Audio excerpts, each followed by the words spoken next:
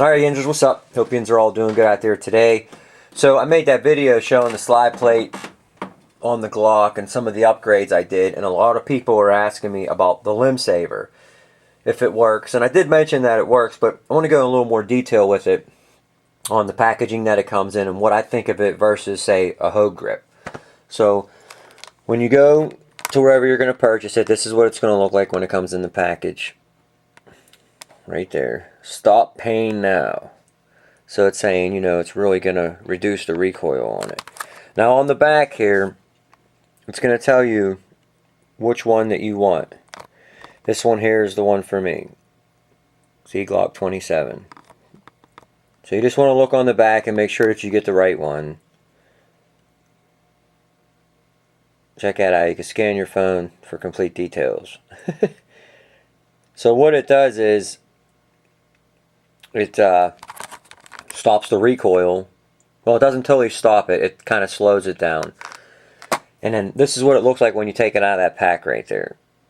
Okay, it looks similar to a Hogue grip. Okay, except usually most of the Hogues have the fingers already cut out, the grooves, where this is just flat like this, which I do like better because it forms to the gun. Now, as you can see, it's very, very thin, okay, on the sides.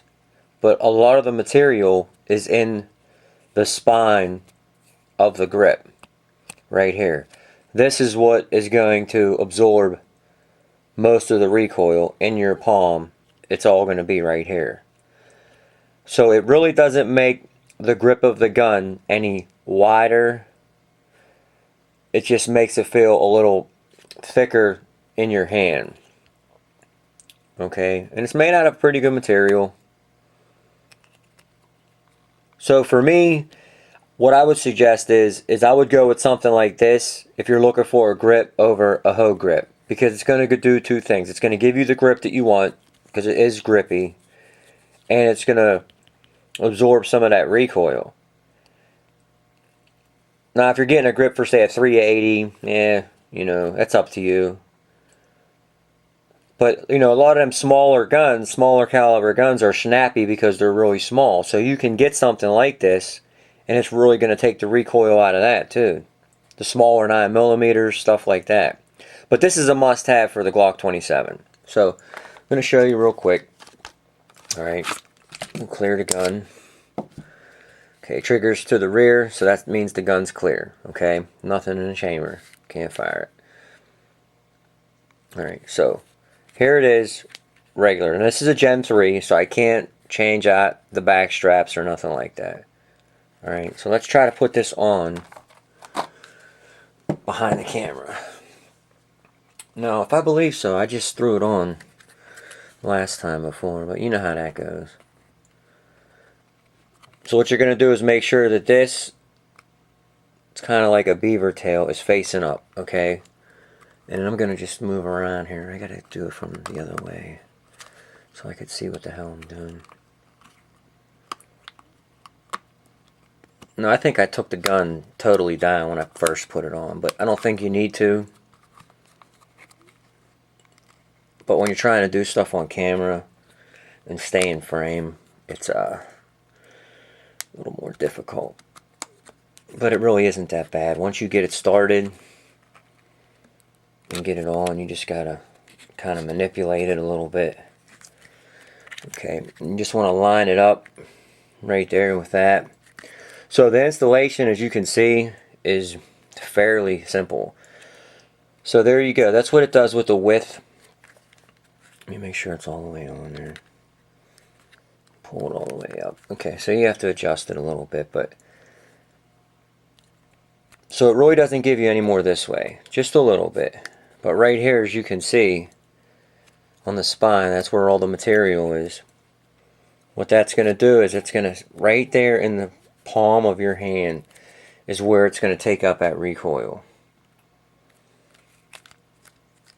Now it just feels a little different because it's a different material compared to this. So it may seem like it feels thicker, things like that, but it really doesn't. It doesn't interfere with the mag release, and it really gives you a good choke up on it. which also helps with recoil and things of that nature. So if you're looking for a grip for a gun, I would go with the LimbSaver before I would go with the Hogue. Now Hogue makes good grips, don't get me wrong, but why not go with the LimbSaver and take away some of that recoil and give you some better gun control than just a regular old rubber sleeve. Again, it moved a little bit. Sometimes you just gotta adjust it. Like I said, I just threw it on, but that's where you want it, right down the middle. Now I'm a big fan of the skateboard tape on small guns like this, but this LimbSaver, I'm telling you. Now I know there's ammo in here, but we're gonna put it in anyways, just to show you how it fits with the floor plate and stuff like that. See, so I do have to move it up a little bit, but once you get it all fit, see, it forms to the fingers all by itself, and you can see I've had it on there for a while because right there is where it's a little wore. So you kind of want to get it just up just a little more. But I absolutely dig it.